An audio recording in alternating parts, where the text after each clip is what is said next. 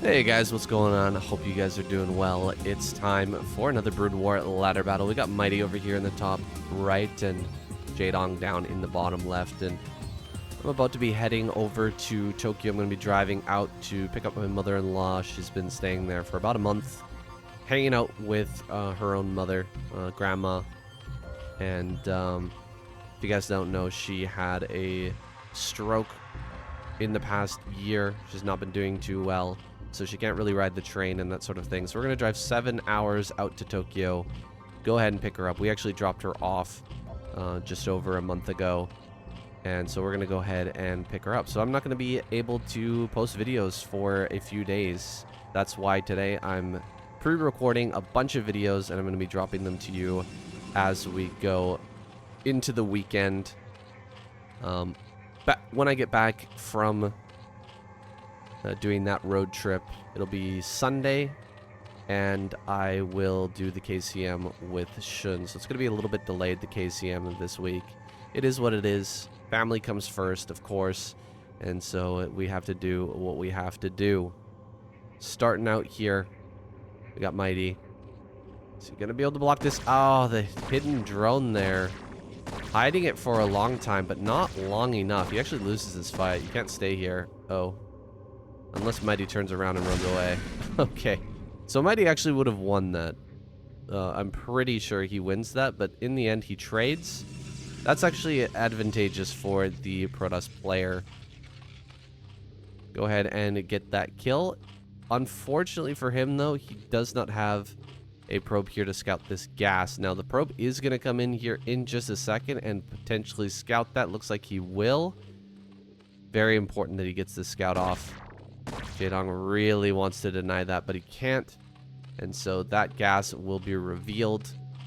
And there's going to be some sort of a two-base play. Now, the reason I'm doing Jaedong videos, reason I'm doing Jaedong games, we're doing several Jaedong games here. I won't say how many. Just so I don't spoil you guys as to the results, just based on the length of the video. Jaedong has been doing absolutely fantastic lately. His group is coming up in the next week. We've already posted the first 3 groups of ASL this season. Shun and I doing those duocasts has been a lot of fun. But I'm super excited to see how Jaedong performs. He is looking so fantastic in the KCM. Absolute killer performance there. And so, yeah, we're really looking forward to casting those games. Just want to see how Jaedong's doing right now. And this is what we have access to. We don't have access to a lot of the Pro League games or anything like that. But we do have access to ladder. And so Mighty is going to have to suffice for a strong opponent for Jaedong to take on. He's cranking away at 350 APM. He's on the way to being prepared for this ASL. So he's definitely playing at the top of his game right now. Let me go ahead and just figure out exactly when these were played for you guys. It was the 14th of August. So very, very recent games here. It doesn't necessarily show the exact skill level of Jaedong, just because on ladder you're never getting the absolute best out of these players. But we're going to see it kind of how Jaedong adapts here after losing his first drone, coming down here to grab this hatchery. It seems like he wants to utilize that mechanic, that comeback mechanic that's so popular for the Zergs, which is that Spire. Very quick Spire as a response. Definitely agree with this decision. It puts the Protoss on a bit of a back foot, and they have to be a little bit more careful. They might have to put down, 2 cannons in the main, 2 cannons here in the natural as well, just to be safe. Make sure that this doesn't deal massive damage. Now, one Zealot manages to make its way over to the 3rd, but there's not too much to do here since there are lings and there's only 1 drone to worry about. Trying to get that Zealot to glitch out. Well, that's a pretty sick move. Can he get it to stop attacking here? Oh, he's actually going to kill it before losing the drone. Nicely done. Was some target fire there from Mighty to actually start killing that drone, but wasn't able to get the third hit, and so Jaedong going to be very happy with that trade, able to get the 2-on-1. I don't know if it was really worth it to use the drone there. I think it would be better just to have that mining the whole time. But he was trying. He was trying to see if it's possible to potentially force that Zealot to walk around and just waste time. Scourge going to pop out here right as the Corsair makes its way in. Unfortunately, the Scourge from the natural went directly towards this Corsair rather than trying to cut it off. He's now found an angle here where maybe he can cut this off, and he does get it. Beautifully done here by Jaedong. Not easy to pull that off, but he manages to snipe that first Corsair, giving him a lot of pressure in this game. I wouldn't be surprised to see multiple cannons built now. Seems like Mighty's just going to forego that for the time being. You see we've got another gas here over at the third, and I believe that was scouted.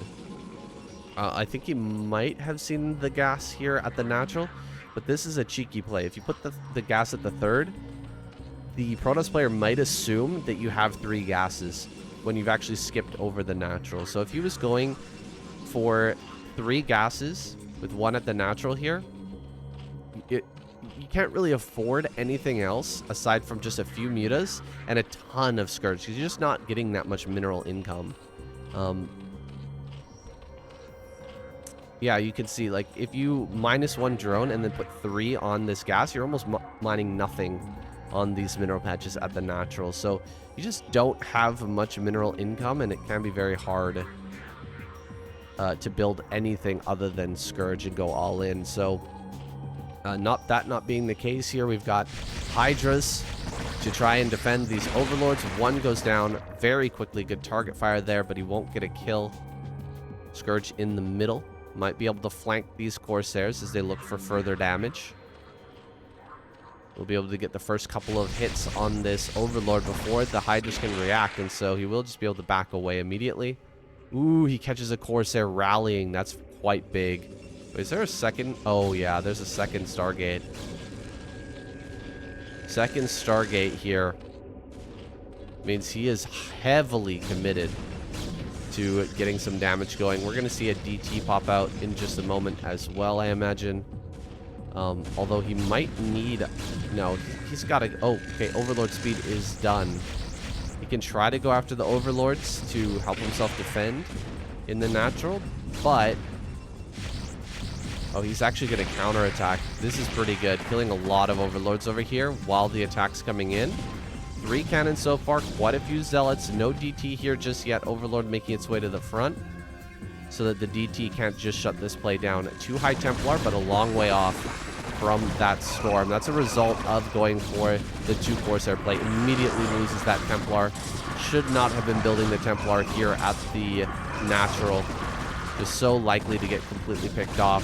3 more cannons coming up here. Will Jaedong be able to crack this? He's already breaking through, but there's not that many Hydras remaining. Another round is making its way forward, but the back line of cannons does finish. Now he can just go ahead and take out the wall if he wants to and retreat, make a bunch of drones, and try to get into the next stage of the game if he wants. He could continue this all in, but it's not necessarily going to work here. Oh, go for the Templar. He could easily get that Templar. Not going to get it here. Probes being pulled. He needs to pull those probes because he is so close to death.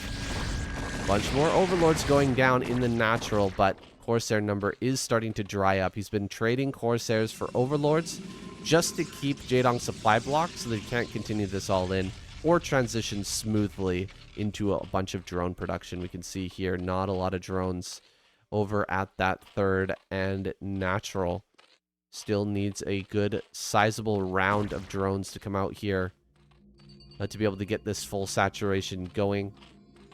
Could switch into Lurker play now.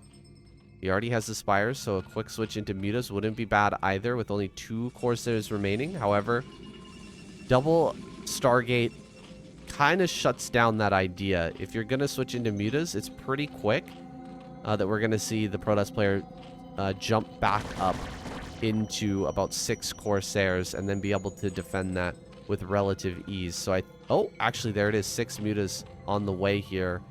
He's almost going to kill this one last Corsair. How much HP on that? 4. Ooh. That is a really close shave.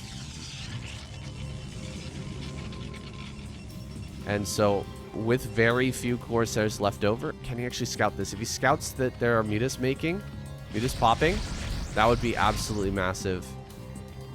Will he see this? Okay, he sees it now, but he might lose both the Corsairs, so it's not really worth. If he saw the mutas as they're popping, then they wouldn't really be able to run him down. And so he could get... he would have a little bit of time, and he might be able to get some of those Corsairs home.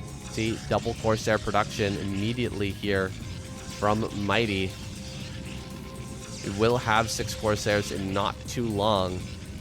Gonna have to make a move now. Jaedong heading directly towards this main. With only 1 cannon for the time being. Second cannon on the way up. Round of Dragoons makes its way out. He accidentally tacks his own cannon. Definitely not what you want to do. Not in a situation like this. 2 Corsairs here. Gonna start to lose those though. At least almost loses one of those Corsairs' lives. He's got to wait for a few more, and then you absolutely bully these Mutalisks away so quickly with that +1. 15 drones on the way here. Jaedong, completely aware of his position, knows that there's not going to be a way for Mighty to move out for a little bit.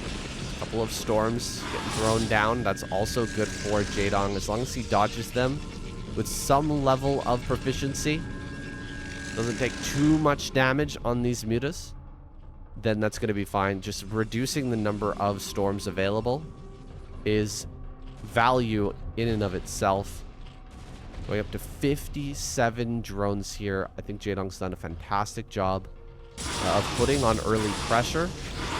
And now diving on top of some Templar as well, walking right through that storm. Oh my gosh, the mutas go down quickly. I think he killed 2 High Templar there. And a third one over at the front.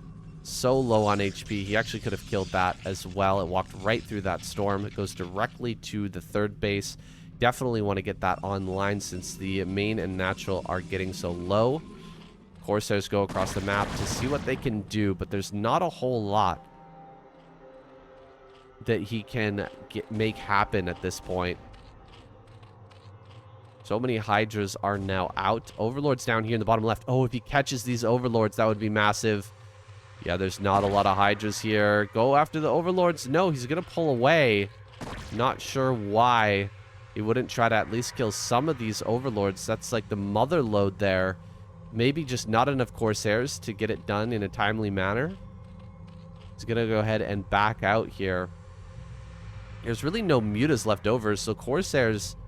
not really going to be too useful in this upcoming fight.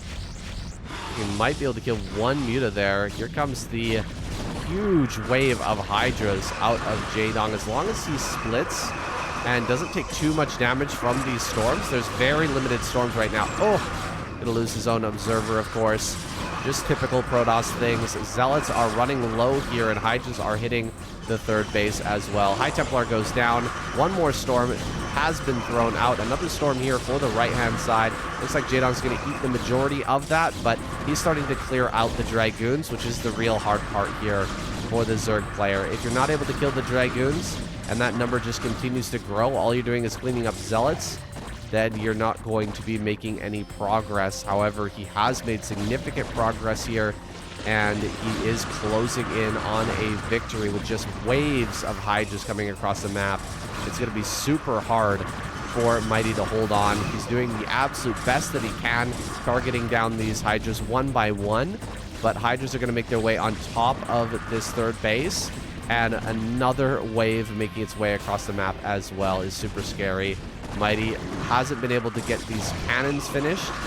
He's having a hard time making that happen, and Archon has to be made because those 2 Templar are out of energy. Archon will help out a little bit.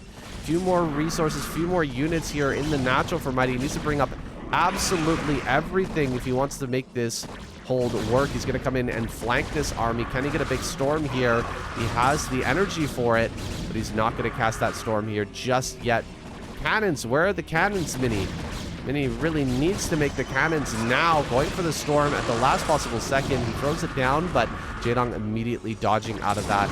He is absolutely on the cusp of death here, and I think Jaedong will close this one out. He's just got so much production, so much overall power behind this play. He does not need to stop, and in fact, his upgrades are just finishing up now, plus lurkers as well getting into the mix. So there's really no hope here for Mighty as he pulls away his drones into the natural, which has no money left. He has to tap out. GG is called, and we're jumping straight on in to our next game. All right, overall good showing from Jaedong there, game number 1. Now he's up against Haya over here in the top left. It's something that's very hard for any player trying to learn Zerg, is when to drone. When is the best time to drone? And the answer is not always easy. Can be, in fact, quite difficult. Look at him boosting this mineral patch as well. This is so hard to do, actually.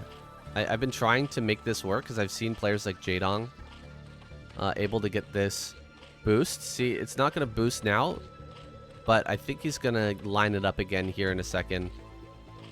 There we go. He does get the boosting going. I didn't even know until I saw players like Jaedong do this, that this boost was possible. But you have to, like, if you just right-click the drone on the mineral patch, it goes over onto the left-hand side. What you have to do is have the drone come over to this spot, and then you right-click on this mineral patch, and then when it reaches the mineral patch, then you right-click this mineral patch, and it switches over, starts to mine on that side, and then I think there's going to be, he's going to be hitting also return cargo as he hits a certain point on the mineral. See, look, that is the first moment he didn't do the boosting strategy, and immediately it goes back to mining normally. And so you can see how pro players eke out every possible little bit of juice from the orange, as Shun would say, in order to get these little early game advantages. Now he's got bigger fish to fry. He's no longer going to be boosting that drone as he's getting his additional hatcheries up, and goes directly for a gas once again. This is, yeah, this is a more standard play for versus Terran. What we saw in the last game was pretty substandard. Going for a very quick spire. Trying to make up for the early deficit here. It looks like he's angling towards a 2 Hachimuta, which is much more standard in ZVT. And maybe willing to put on some pressure to Haya. Haya not making it into the ASL this season. I'm not sure he's ever made it into the ASL, but he is a ladder monster. One of those guys who consistently gets high up on the ladder. Very strong and serious contender. Actually, I could actually look up what his current rank is on the ladder. Let me just go ahead and follow the submarine, and I will do so. He's INO _ Haya.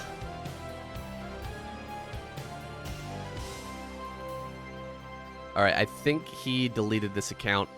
Either that or I'm not reading that properly. Maybe that's a 1. But it seems like that account has been deleted, so we're not sure exactly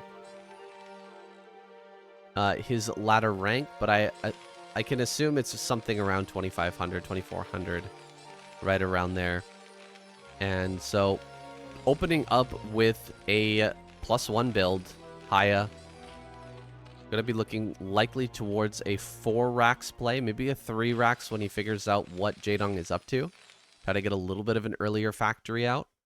It depends how this early game goes. But generally speaking, 4 racks is going to be very strong. 4 racks +1. Has a small amount of weakness in the early game, you could say. You're not going to be that strong. Oh, slipping the Ling in. That's really nice.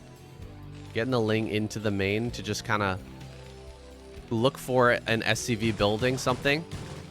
And do a little damage to that, or maybe even kill it. Oh, he gets 1 kill. That's huge. Really good play by Jaedong to look for those type of engages. Look for those type of run-bys. Lings here at the front. Get a Marine as well. Things are looking good for Jaedong so far, as he takes his third down here in bottom right. I honestly don't like Radeon that much anymore. I think that it's very hard as Zerg to play here. There's just so much open space in the middle for the Terran player to maneuver. I find it difficult to do a lot of the plays that can get big value, like hold position lurker, to really fight with the Terran player as he's moving across the map with the mutas is tough as well. You can get big surrounds. Like, I think it favors a player like Solkey, who is looking for Ling surrounds with mutas to clean up these early bioforces, but I don't know. I have a hard time here dealing with all the mid-game pressure that Terran players can put on. We'll see how Jaedong handles Haya here, going for this 4-Rax play. And I mean, I was talking about earlier how they have a little bit of a small window of weakness, which is as this range upgrade is finishing. And so here we go. This is Jaedong's chance to do some serious damage. He's going to dive in here and kill one SCV. Does take some damage on these initial mutas, which is never very good, but those will start to heal up here as more and more mutas start to arrive. You can wait a little bit and then dive back in. Gets the turret there over top of these supply depots. Also a good move here just to not take too much damage, just kind of hang out over the supply depots, try to get that free damage. As soon as he sees all the Marines on the low ground, dives immediately onto the turret. Seeing that there's no second turret here actually prompts Jaedong to kind of stick around and do a little bit more damage. You can see he's going to get rid of that turret there over top of the supply depots as well, but does have to react. Unless he wants to build like 4 sunken colonies back at home. Or I guess maybe 3 would hold this. Unless he wants to build those sunken colonies, he does need to react to this push out. And so, continuing along with his build here, Jaedong gonna get all of his mutas together.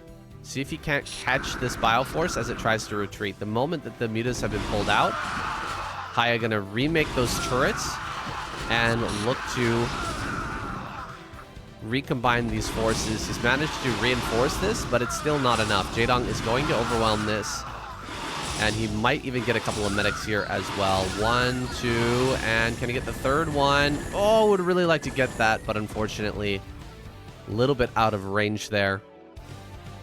Muta's not able to get that final hit. +1 upgrade is about to finish, but he's already started Lurker upgrade. Queen's Nest there as well. Did Haya see this? No, barely not gonna see that. Kind of crazy. He could be expecting a Mutalist all in from here, being that he didn't see that. It looks like the turret went down as well again over on this high ground.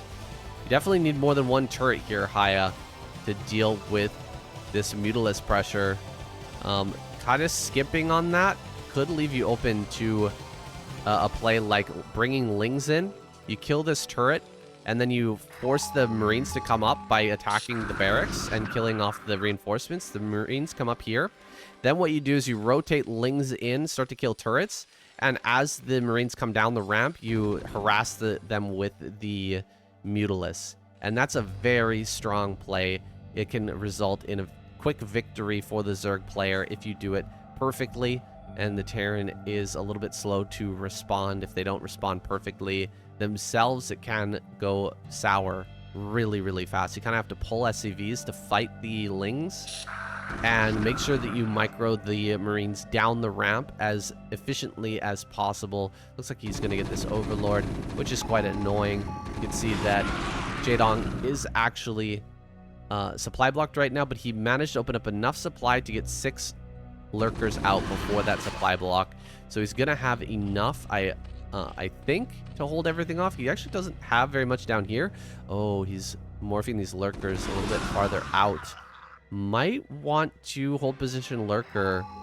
Oh, no. With the scan there, definitely not going to be an option. Lurkers will retreat to the sunken colony. 3 Lurkers should be able to hold. I've had situations where I thought I was safe with 3 Lurkers like this, and then the Marines just come in and they target fire 1 or 2 Lurkers and then just immediately break. You can see 1-1 is done, so it actually takes 3 hits from a lurker to kill a full health Marine. So that can be a good starting point for the Marine ball to actually break through. You can see Jaedong a little worried about that, brings his Mutalisk back rather than continuing to harass. Now he feels safe enough to start going as the Nidus connects here. Actually, that's not the end of the Nidus, that's the beginning of the Nidus. So there is a bit of a moment here for Haya potentially to bust through this base. Yeah, that's a lot of Marines making their way down. The Mutas are going over to the natural. Uh-oh, Jaedong. Okay, 2 more lurkers pop out. I think that's enough. There's probably no way to break through this with 5 lurkers. See, the targeting here is okay from Haya, but he's immediately going to lose those Marines. Plus some medics as well. Meanwhile, Jaedong going to work on the SCVs here. This is, I mean, he's hit the break point where you can't really break through this position. And now he's getting to work on these SCVs, killing off a lot of those before Haya has more reinforcements to defend this attack. He's going to dive right on top of the Marines. This is almost lights out for Haya. He's losing so much here. You can really see how the pro Zerg players can walk that fine line. You know, having 3 lurkers there, but making sure that he was safe with the mutas. And then as soon as the additional lurkers pop out, he's ready to dive in. He immediately goes for the damage, and Ahai is just not able to break. Now he's feeling horrible here with just 33 workers. You need at least 35 on 2 bases to really pump out at your maximum capacity as the Terran player. And so he's just not really hitting that number. Will have to build a few more SCVs, but he might go all in from here. He might really go all in. You know, double vessel and then 4 dropships might not be too bad from this bad position. Oh god, 31, 30. Yeah, he's just not respecting this enough. He has no way to actually break any of these positions. Look at how many lurkers are here. And Defiler Consume is done. Gonna come in, goes ahead, throws down 2 irradiates here. That's all well and good. Will there be a consume? Or no, he's not actually going to get any spells off there. So that's pretty valuable. But the damage has been done, man. He is an absolute shambles. 26 workers is not a viable economy for the Terran at this point. And those irradiates have been used, so the mutas can come back in here. They don't have to fear anything. Well, there are 2 more vessels popping out, so maybe they have to fear that. There's the dropships I was talking about.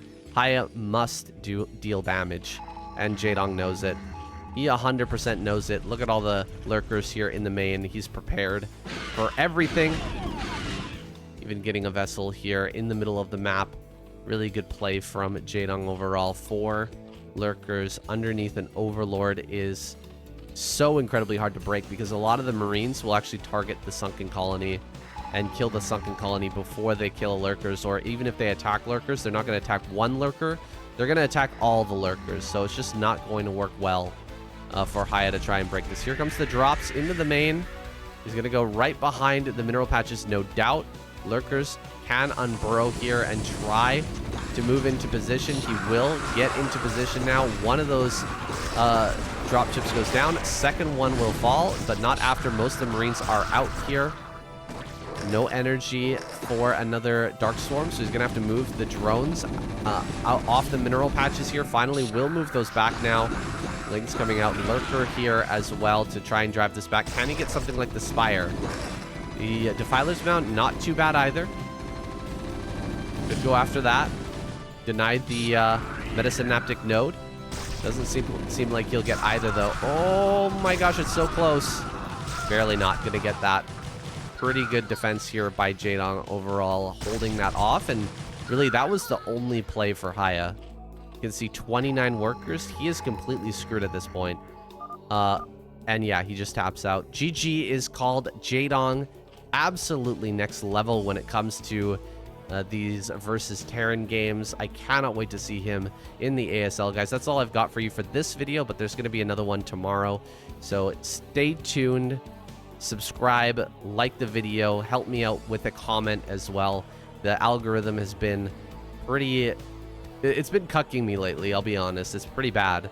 We haven't been getting too many views on a lot of these. It's understandable since ASL season has just begun, but Definitely need the help. So let me give me your strength. Lend me your strength. Give me a comment and a like, and I will be very appreciative. Guys, we're going to check out some more games. We've got Larva games. We've got a whole bunch of awesome games from the ladder to watch. So I'm going to go ahead and jump into that next video, and I'll see you guys there.